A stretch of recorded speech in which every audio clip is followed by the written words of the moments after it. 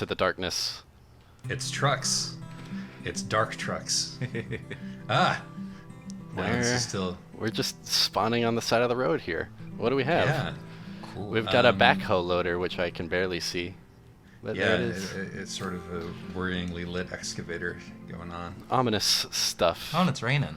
Yeah. Yeah, desert rain. So a we real got horror movie vibe so far. appropriate. I think appropriate, given our subject. We've got Malo. We've got Malo in the truck again. If you missed the audio only trucks, that is audio only due to an error. Link in the description. We had Malo last time as well, but it didn't really work. So we're getting him on again to talk about his expertise. Indeed. And Josh, you came up with this idea, so I want you to explain it. Yeah, here's the entire idea. What is Malo here to do today? I thought it would be fun to talk about the Homestuck epilogue.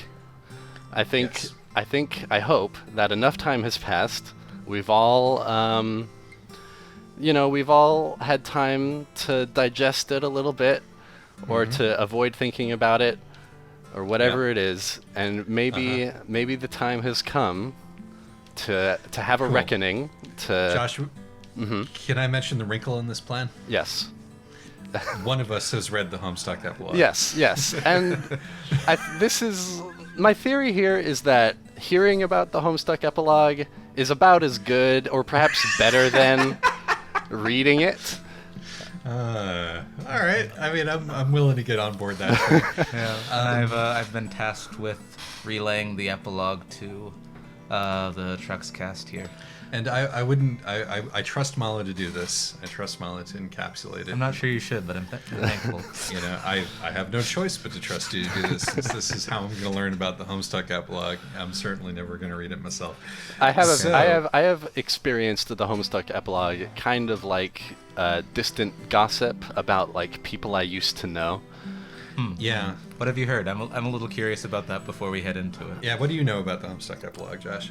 Mostly what I've heard is the stuff that outraged people the most. So I've heard that there's like all the characters kind of grow sort of unlikable and apart from each other, and there's a lot of weird sex stuff, and some of them like turn into fascists. And it's about. There was a take I read on Vice magazine, of all fucking places. It made me a little curious about all this. It argued, and this is kind of what I'm interested in, as unpacking whether this is true or not.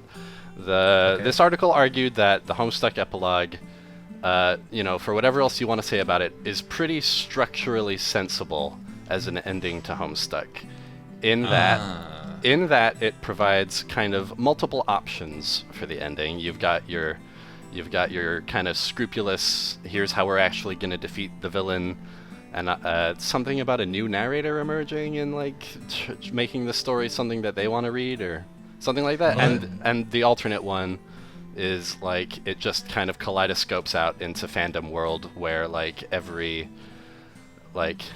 kind of perverse inclination anyone has ever had is laid bare, and everything you can think of is true. Yeah.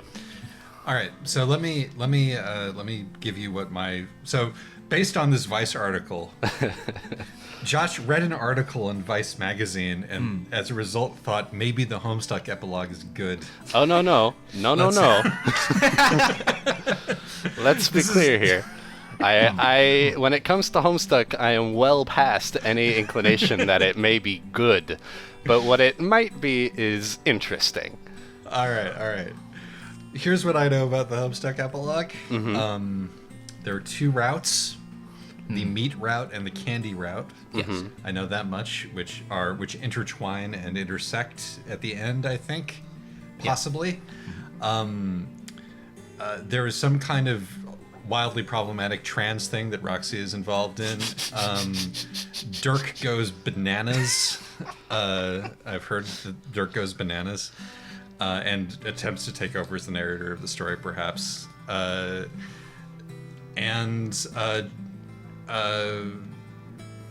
and Terezi have sex in a car. That's what I know about the Homestuck epilogue. I've heard that Jade is a futanari. I've heard that one.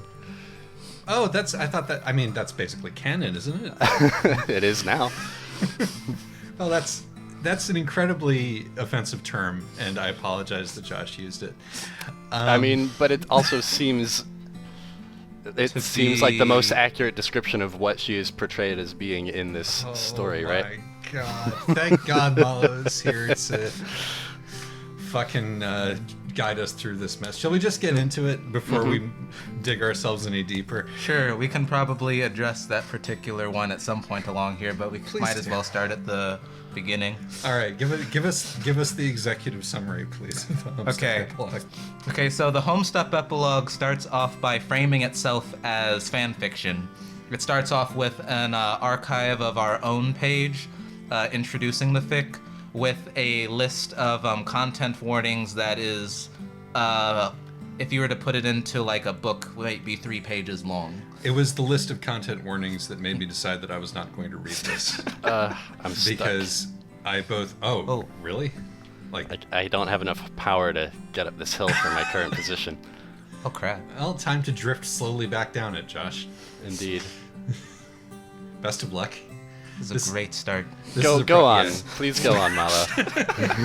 I just want to say it was reading the list of the content warning that made me think this isn't worth it. No, fuck this. There are 2 possibilities. One of which is that this is more like idle cruelty to his own fan base in the form of like mocking, which the Twitter conversation that followed around it did nothing to dispel, and the second one being that this is accurate, and that is extremely worrying to me. Yeah, content warnings range from detransitioning to gerrymandering, so a lot of people were very confused whether they were to be taken seriously or not, and they were. But even the gerrymandering, although the of course, the further joke was that it was, like, absolutely and completely excessive to the point that people would doubt that they were being serious. And so, I guess the excess is exactly what they're emphasizing with that sort of thing. But at any rate, you go on from this, I don't know, little title page, if you want to call it that.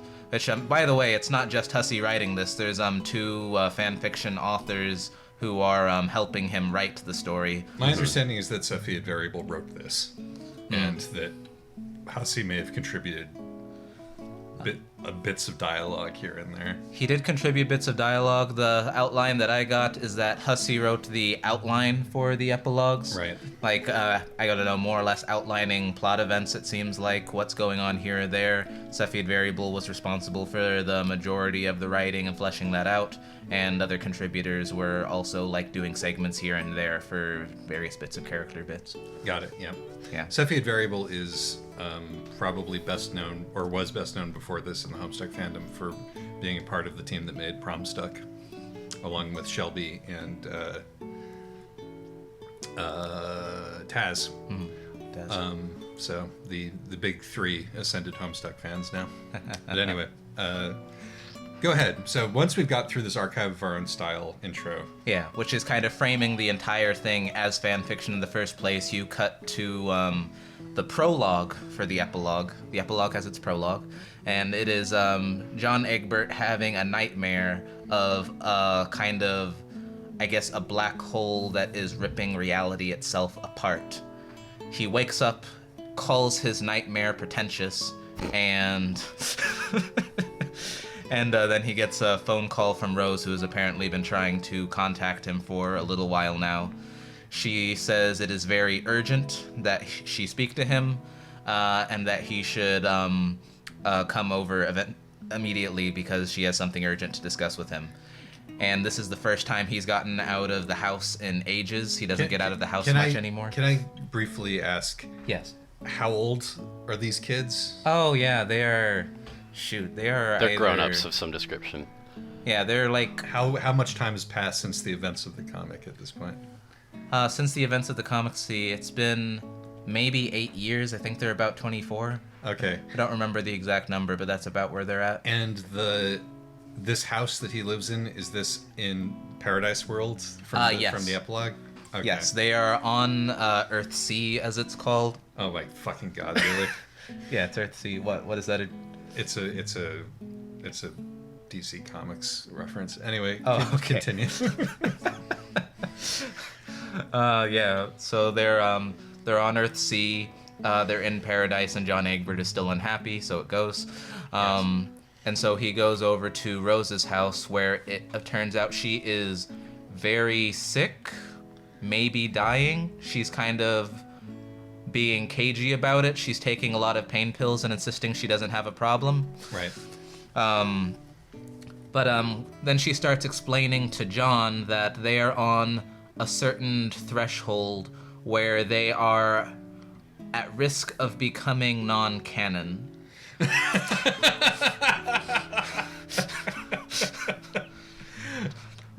Please continue.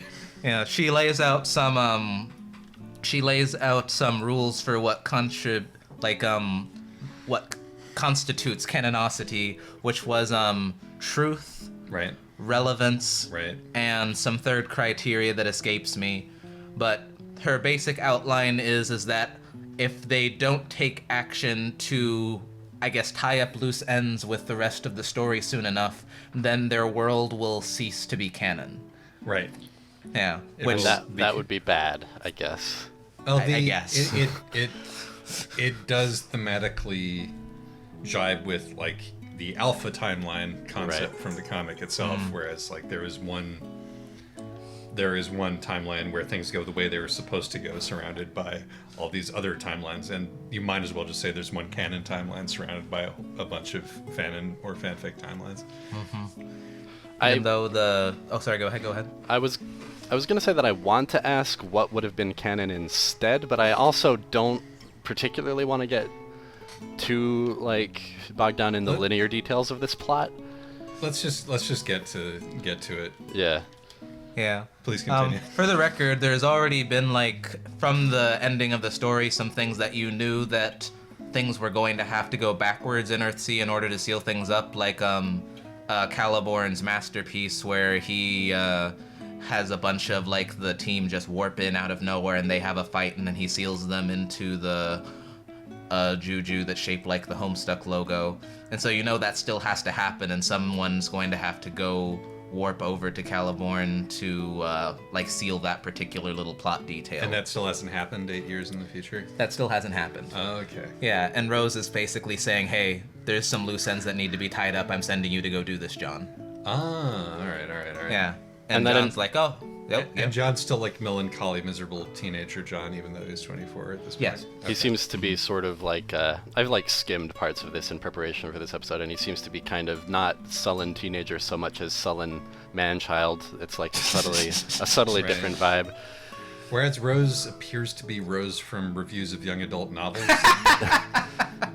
Which, you know, I just noticed that, you know, whether it's deliberate or just something in the air, you know, shrug. But Yeah. anyway. Malo, what incidentally... Oh, go ahead. I want to hear what your take on the epilogue is. Oh, I thought it was a blast, but I'm...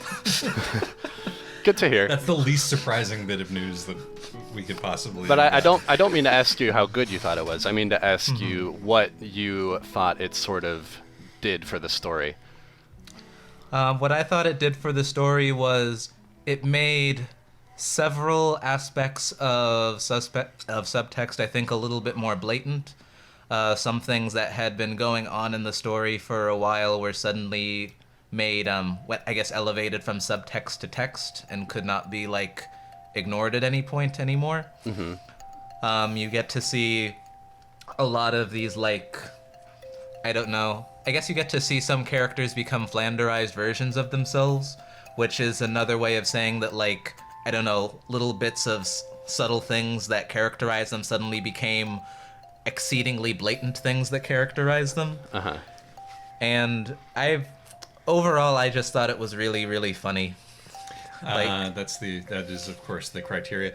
For years, I said I will continue reading Homestuck because it's still funny, until it stopped being funny. So if this is funny, that might be the thing that makes me read it. Is that if it's actually funny, I might read it. Yeah. Admittedly, I still thought late Homestuck was funny, so our criteria might differ on this point. But Well, it was very late by the time that I found that it wasn't funny anymore. And by very late, I mean it was past the point where I could even faintly detect Hussey's writing voice in the story. So, regardless, so we're not gonna recap the plot point by point. I did want to ask you whether these revelations, this making of subtext into text, did any of it? Were you jossed by any of it? I got jossed, yeah. And were you in other places? Sorry, what's jost? It's Joss Whedon, like showrunner for Buffy. Yeah. Yeah, back when he was like a centerpiece of I don't know, I guess like fandom centric spaces. There was when people were really, really into, or at least I think this was associated with Buffy, if there was like a plot, like people were speculating the plot would go some way, and then the show just like, no, that's not happening, we're doing this instead.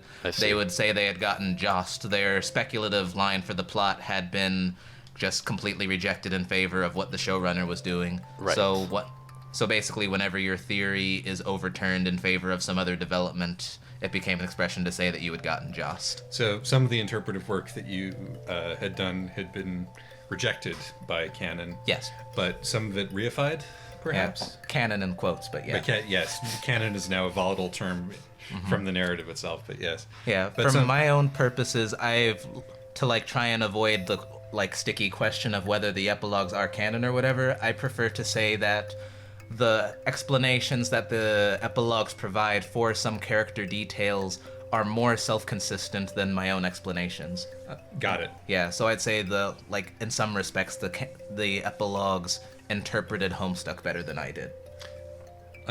That's very interesting. That's a very interesting way to phrase that, like, particularly given the question of authorship here, in that, where Hussey may have provided the outline, like, clearly the bulk of this content did not come from him, directly, and so yeah, it's I mean, like, an author has to be interpreting their own work as they write, though, don't they? Certainly. Oh, absolutely. Like, yeah. I mean, at least in my experience, authorship is all about, like, just vomiting onto the plate and then letting it tell you what it wants to be. Trying to discern the theme in what you've done, and possibly in removing some of it if you don't like what the theme that it suggests was. But anywho, so give us a few, rather than going through the whole bit, give us a few spot takes that the epilogue does about Homestuck and who the characters are. Okay. I might as well talk about the one that is, I guess the main thing that struck me as getting jossed, and something that I'm still writing about at the moment was that okay, so finishing up the prologue bits, before John goes on his quest, he goes on like a picnic with Roxy and Calliope, and they offer him a choice of eating either raw meat or this really hard acid sweet candy for lunch. Both Right. of which are terrible options, but that's the choice of eating the meat or candy ends up becoming the choice of whether to stay on Earthsea and just kind of screw going back to defeat Lord English, because who cares about that, or going over to go ahead and tie up loose ends, do whatever needs to be done to like seal up Lord English. And so there's two timelines basically based on that particular choice of meat or candy, and that forms two halves of the epilogues. It splits into two branches, which are each kind of a mini novel in their own right. In one timeline, John ends up marrying Roxy and they have a kid. Okay. And the other timeline, Roxy... Which timeline is that? Oh, sorry, that's the candy timeline. Right. And the candy timeline. The candy timeline is the fluffy stuff goes on Earth and everything gets more and more diffuse timeline, is the candy timeline. Fluffy is not the word I would use, but there's... Okay. There's certainly a lot more Call it everything gets more fanficky, perhaps. No, I can't agree with that either. Okay, Why not? Never mind. Why not? I'm curious about this, because that was my interpretation of it too. Because that the Grand Guignol, everybody gets fucked and miserable aspect is 100% fanfic, as well. I suppose so. Yeah, it's just literally sad stuck. But Yeah.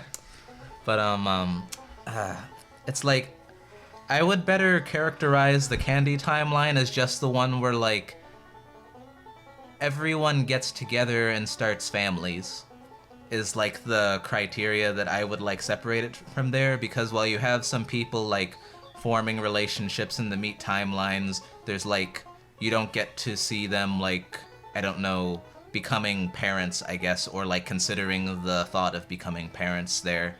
And I think they're both, I guess just in terms of like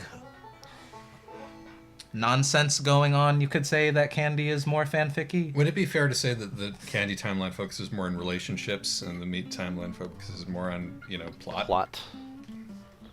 Yeah, I guess you could say that, but I don't know. There's like,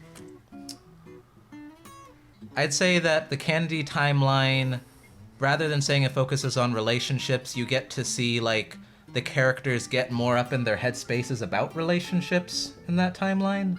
Yeah. So I guess that's kind of the same focus. thing. Yeah, sure. Yeah. All right. So we've reached the point where things branch off into Candy and into Meat. And Yes. in Candy, everybody pairs off and has children, Yes. which and is a new raft of characters who I've mercifully failed to encounter at all. And in the Meat timeline, what happens? Okay, so Candy timeline, Roxy becomes a mom. She used to always be talking about wanting to have kids with Dirk, even though, like, he's gay. He wasn't, like, really Yes. into that. Vocally told her that, like, no, that's not happening repeatedly. And so she gets the kid that she was always talking about having in Candy timeline. In Meat timeline, she actually starts... Wait, do you mean she has Dirk's kid? No. She has John's kid. Okay. And like in Homestuck proper, she was like talking a lot about. This fulfills an ambition that we have. Yes. That she has been demonstrated to have in the comic. Yeah, she was very interested in having kids in Homestuck. And Also, she's Mom Lalonde. yeah, Mom Lalonde. Mom is her defining aspect, even when Yeah, she doesn't have a kid. They're like the archetype that she finds herself in, like kind of both drawn toward and in conflict with. Yeah. And so in Meat timeline, Roxy, at about halfway through the story, mentions to Jade that she's actually, or I guess I should stop saying she, because they start defining themselves as gender neutral and presenting themselves as such, and saying that both they and Calliope are kind of like exploring this being like a gender neutral household, as Roxy phrases it. Uh-huh. And further still in the story, Roxy... Pause for a second. Okay, yeah. Stuff like that, I got the sense, pissed a lot of people off. Presumably because it wasn't handled terribly sensitively, or it felt like mockery in some respect. Would you say that part of the reason it felt like mockery is because you actually had at a point in the... Okay, this is the point where I have to rewind a little bit. In the Meat timeline, which is the more plot-centric one, you have Rose has been finding that she is starting to ascend, which is to say that she is becoming her quote-unquote ultimate self, which they define as all of the Roses from doomed timelines or other like facets of reality are kind of collapsing onto this Rose. And so she's being flooded with kind of a rush of alternate selves. I do not like that one bit. And so Dirk says he is going through the same process, but for whatever reason, this isn't making him sick and miserable. And so he has decided to help Rose's ascension, because he thinks that, like, Rose is worried, is like, I don't know who it's going to be when I wake up, and Dirk's like, don't worry, she'll be better. And, like, basically is kind of letting Rose succumb to her, I guess, illness, building a robotic body for her so that she'll have something to, like, collapse into that can handle whatever it is she's going through. This is consistent with a whole bunch of themes from the comic, yeah. But at some point in there, Dirk kind of takes over the narration as part of his personal ascendance thing. And so of course, because Hussey's part of him. Mm-hmm. And so... So the narrative text, like in the middle of Dirk talking, just suddenly switches from being black to being orange. Cool. And so suddenly, every single time you're up in a character's headspace, it is Dirk simultaneously narrating and commentating on their thoughts. Right, so the mockery would be because Dirk is offering his take, yes, which is Hussey's take, on on whatever is going on. Presumably, he's not kind to anybody because he's never kind to anybody, at least not to himself. We've always known Hussey to have a sort of not exactly hostile, but sort of incurious and bemused attitude toward this sort of everything. thing. Yeah. Right, so you get to see Dirk kind of being blindsided by Roxy declaring themselves gender neutral, and he seems very resistant to the idea, like this doesn't make sense to him and he's having a hard time owning up to the fact. Right. And his, like, I don't know, kind of keeping Roxy's entire deal at an arm's distance, I think, is definitely read as insulting by a lot of people, but I kind of, like, that makes a lot of sense from a character perspective to me. I mean, but sorry, go ahead. Yeah, because he's very, how should I say that? Dirk's all up in his headspace about, like, being the epitome of masculinity and what that means for him. Right. Yeah, but what's interesting to me about this is that there's a thing in Homestuck where it's very difficult to divide narrative voice from character voice, even if they try really, really hard to.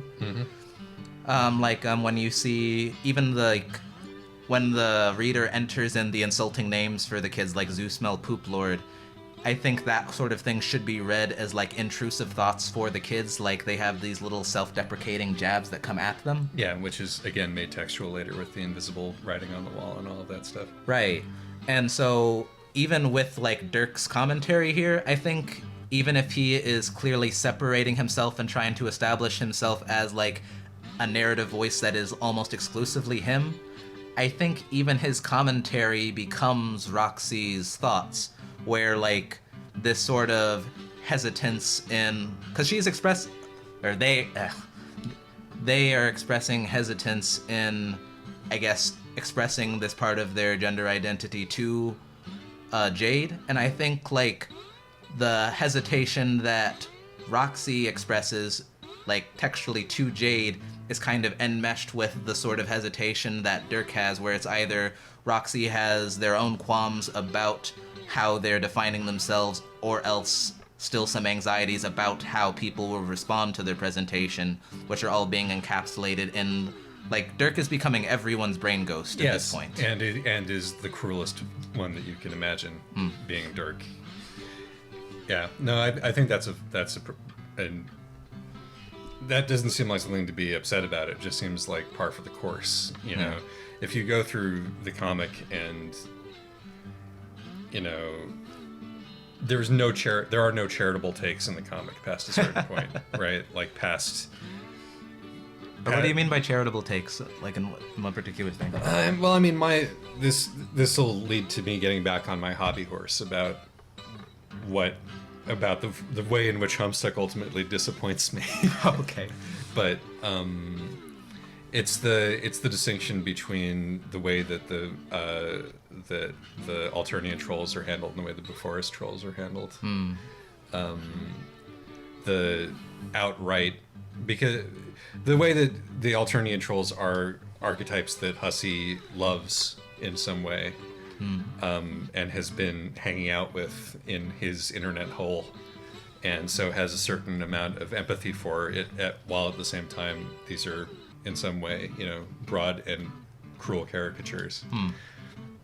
Whereas with the Beforest trolls, these are archetypes that the kids who he now has to be in proximity to are pursuing, and he has no sympathy whatsoever for them and no understanding for them. I disagree with that, but go on. This is not a take that is 100%. But yeah, actually, I'd be interested in having that conversation. I'm recording. I'm sorry, what?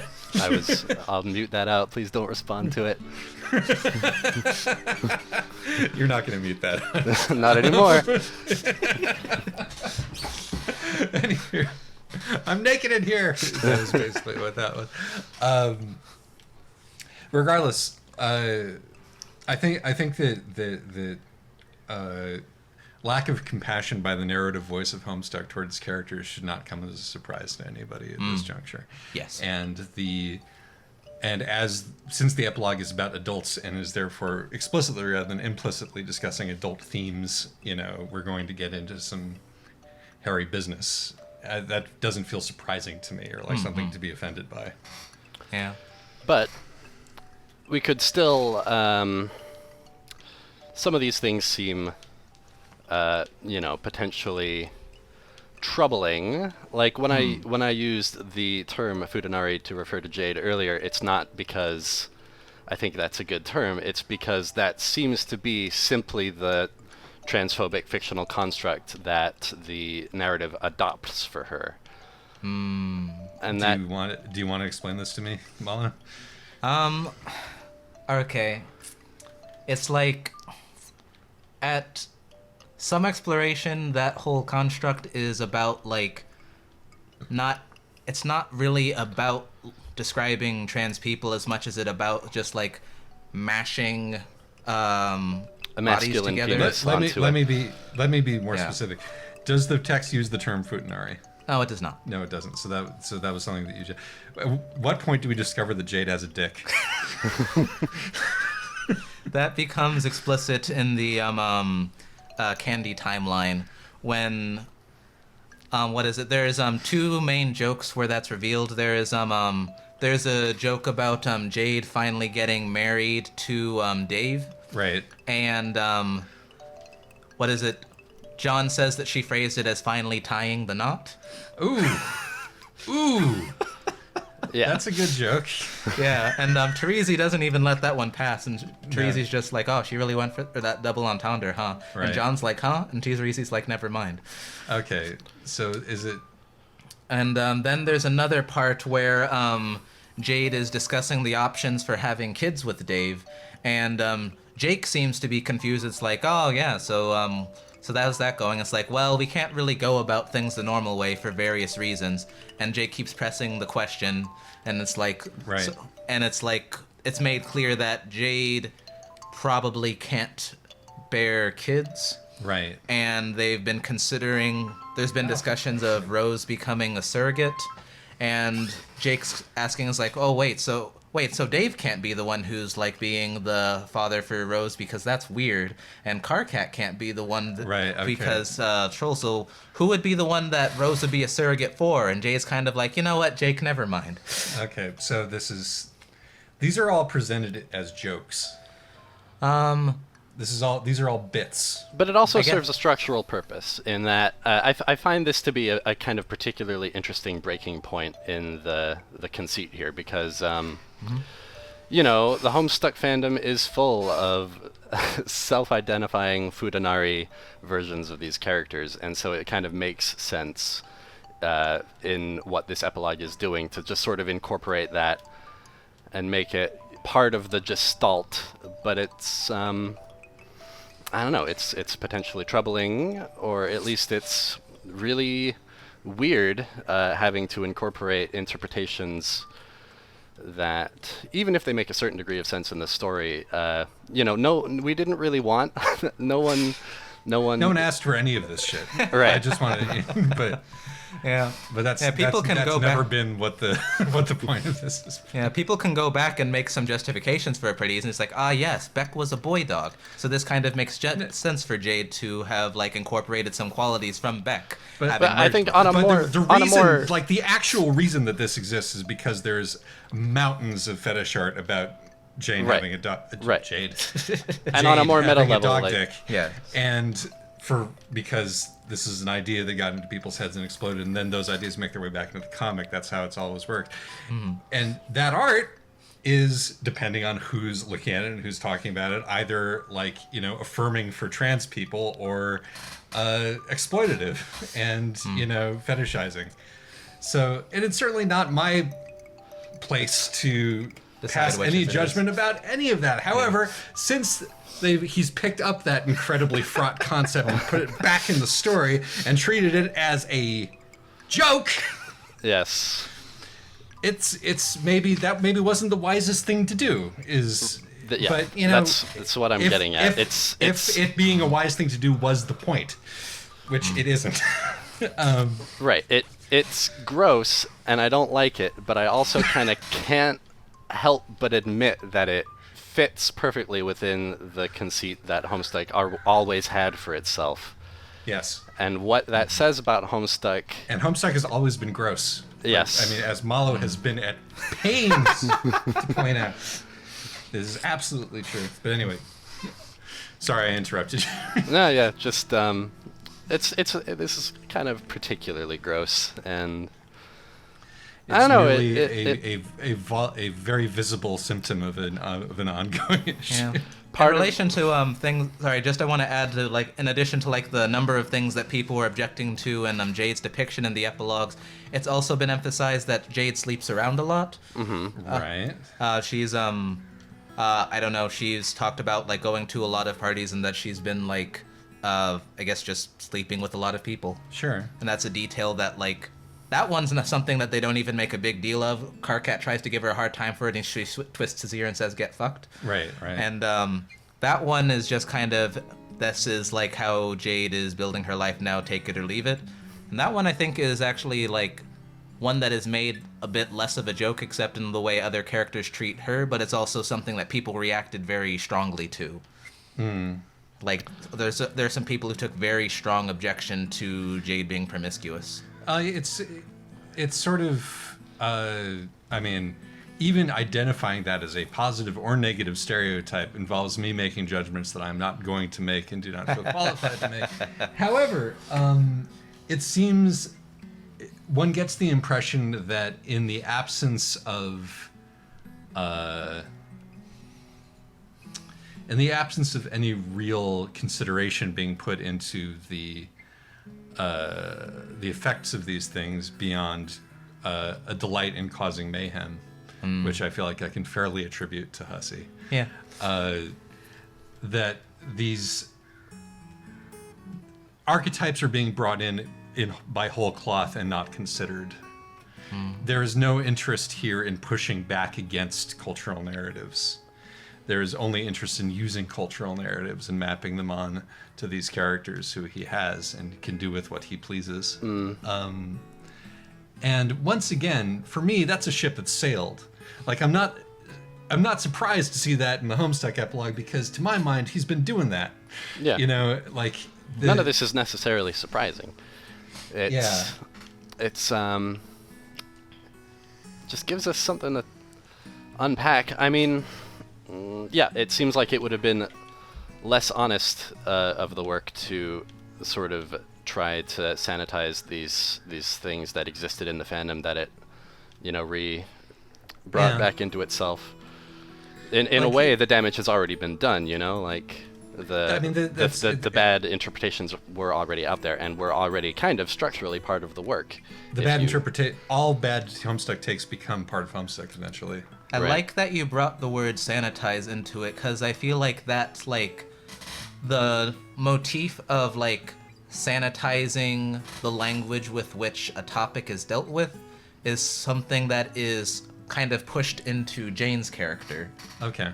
Yeah. Oh God. Oh God, he didn't. Oh, I can see it. I haven't seen where this is going yet, unfortunately. The basic outline is that in the Candy timeline, Jane becomes a fascist dictator. Yeah. Go on. Well, I mean that it's her heritage, certainly.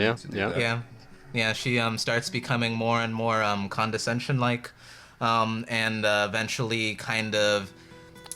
But her whole shucks buster no swearing thing becomes the motif of it. I didn't even know that, but I can see the whole. Yes, that's what I was. That's the exact thing. They literally turned Grammar Nazi into a character, but And then she's presumably proceeding from there into other kinds of appropriate language versus inappropriate language and making it a.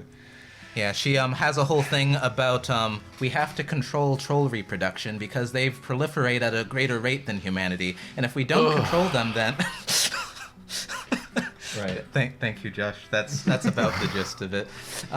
Cool. So eventually, troll race control turns into troll race war, and there's a whole conflict going on. Carcat's leading the rebellion now. As is his destiny, of course.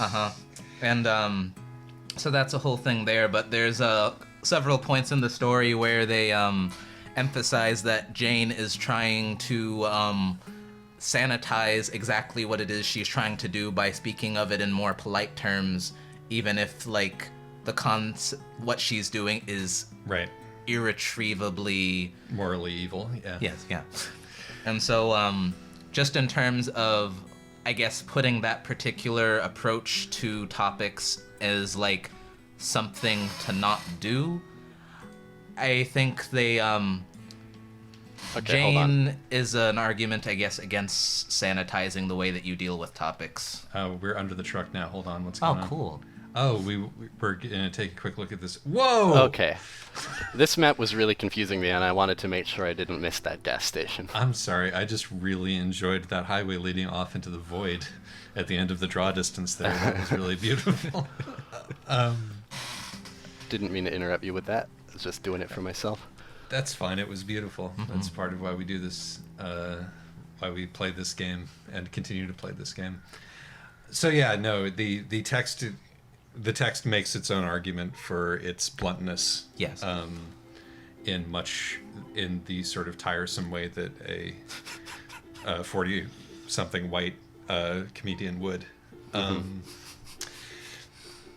And so, that again, big fucking surprise. What does surprise me about this isn't anything about the content so much as, for a long time, I had given up on Homestuck ever seeming to be structurally coherent. But for better or worse, it kind of seems like this epilogue might have done that. Made it kind of undeniably something that makes sense. Structurally coherent? Yeah. What I'm hearing tying is... it off at the end with a bow. No. What I'm hearing is eternal return from this, because what is happening in this epilogue is all of the same stuff that's been happening, just keeping happening.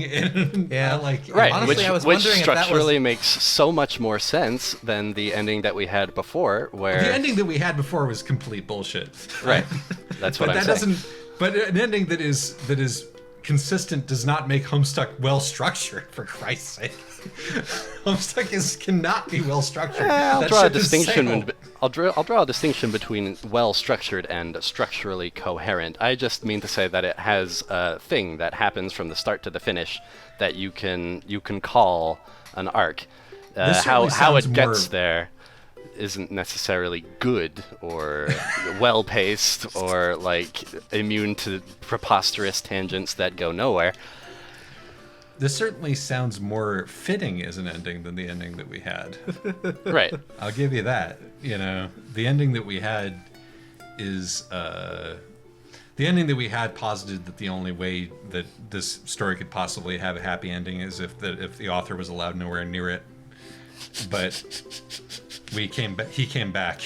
Right. Or he was already there might be a better way to put that.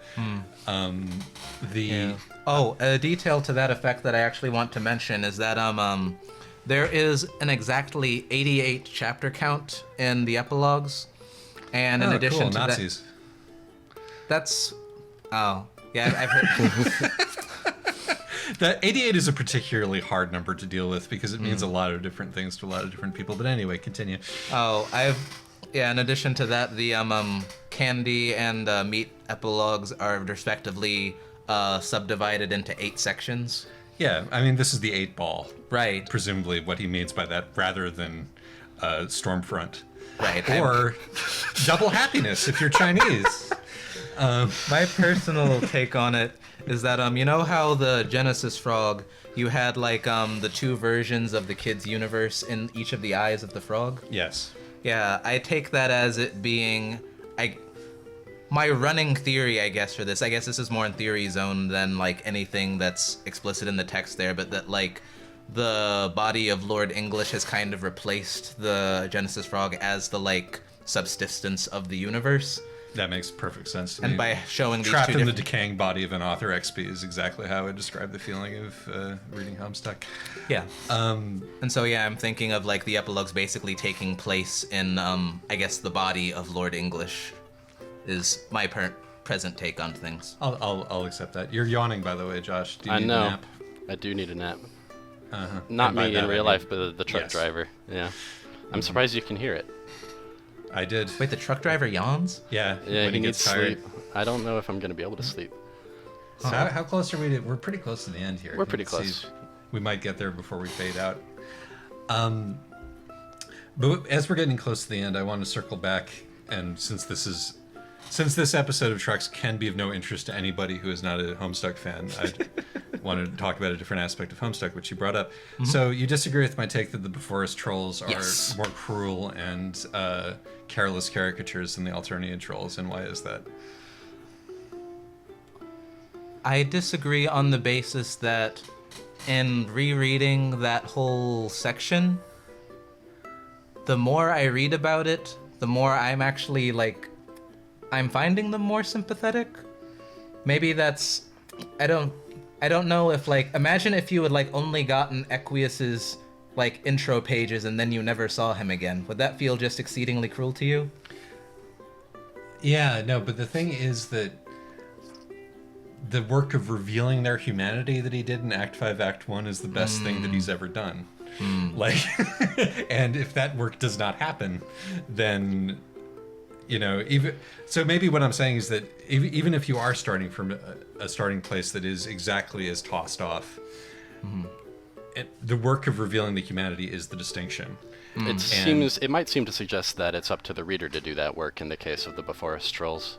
That's bullshit. I mean... But it's extremely Homestucky bullshit. They didn't, though, for the most part.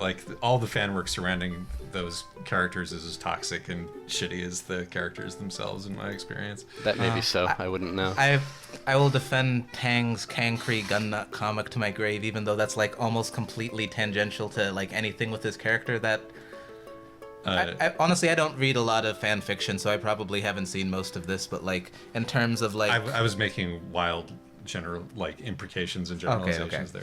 It's not actually supportable. But also, Tang is a fandom bodhisattva as far as I'm concerned, and can redeem anything that she lays her hands on. But at any rate, the topic of the Before Us trolls actually gets me back to Roxy. yes, Because okay, so Roxy elaborates on themselves as being gender neutral. Even later in Meet, Roxy presents themselves as a trans man. right. Yeah, Roxy now identifies as he, and further, his appearance is now very close to Dave's, which is something that confuses a lot of people in the story as well as people outside of the story, and that Roxy's wearing sunglasses now. Roxy's got Don't worry about it. yeah, there's a lot of different pronouns that apply to Roxy at different parts in the story now in different timelines, and I'm not sure which to adhere to. Does Roxy ever change their name? No. Okay, so it's all Roxy. Yeah, there's been some comics where people propose Jeff as the new name for Roxy. Jeff. Jeff. Jeff. Why Jeff? That's the fandom secret. Roxy was hella Jeff all along. Because Dave has a bro, and now Dave can have a Jeff. Yeah, that makes perfect sense. Makes as much sense as anything else. So, but this strikes me as, Roxy is becoming a particular kind of Homestuck fan, who is the masculine presenting Homestuck fan who looks exactly like Dave Strider, which is a thing, And how does this all end for Roxy? Where does the detransitioning that the content warning gave me fit into all of this? The best explanation I've seen for the detransitioning tag is that if you read the Meet timeline first, suddenly you have Roxy going back to being a girl. Oh, fuck you. They were scrupulous about those content warnings. I really, really, really think that everybody involved in this is just a clever little irredeemable piece of shit. I mean, it's just it makes me angry. I've got some stirrings of my old hatred. That feels good. I wasn't gonna let him provoke me anymore. I put you in this position. I'm sorry. Josh. One, don't pick up the phone. He's only calling because he's stuck alone. Two, I'm not getting over him if I'm under him, Josh. Here's what I'm feeling. I got angry Yes. at Homestuck, I think, long before you did. Yes, that is true. And It takes me a long time to get mad at people. as a while general. I still, what? No, but anyway. It really that's going to take a whole nother truck stop. I just said that. While I still think it would be overstating it for me to say that this epilogue made Homestuck good for me, I think that this epilogue might have put me at peace with Homestuck in a way. It feels like an oddly appropriate ending that only Homestuck could have had. That, like, I once was very well acquainted with all these characters. They were once all quite dear to me. Yeah. But the internet sort of happened to them, and I've drifted apart from them, and they have drifted apart from each other, and every once in a while I hear about just the fucked up shit that they've been getting up to, and, like, I don't really like most of what I hear or want to hear all of it, but there's still a certain comfort in knowing that, you know, they're kind of alive and enjoying themselves, I guess, and I don't know. It feels it.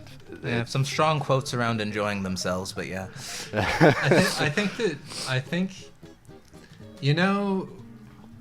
Oh, and we're starting to fall asleep. You see that? Yeah, The little yeah. the fading The black vignette around the frame, yeah. Vignette is the word that I was searching for. Yeah. You know, Josh, I think that's an excellent take, and that makes a lot of sense to me. And also, the Trucks Discord is the first real continuous online community that I've ever been a part of, and so I haven't experienced that. You know, honestly, all the internet community. Well, no. The funny thing about internet communities is that they never completely die. They mutate Yeah. into versions of themselves that you don't recognize, but you might still be a part of, even if you say you're not. And I don't know. It seems like maybe Homestuck has pulled off an impressive trick in replicating that. Yeah. Maybe And in the general tradition of like Homestuck kind of anticipating responses to it and commenting on them directly, you actually have Roxy. She and John get divorced, incidentally, in Candy. Yes. And there's a point where she is talking to John, but also like to the audience at the same time about the way he felt entitled to a certain version of her. Of course. Yes. Yeah. Yeah. And so you see a little bit of that getting brought up. But anyway. I think that. I mean, that's of course Hussey complaining about people enjoying his comic wrong again, and fuck him, and fuck him, and fuck him, and fuck him, and fuck him.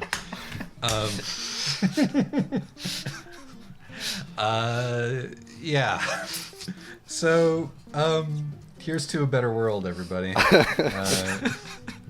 It doesn't always have to be shit. It doesn't always have to be eternal return. We can learn. Seems Bye-bye. good. Bye-bye.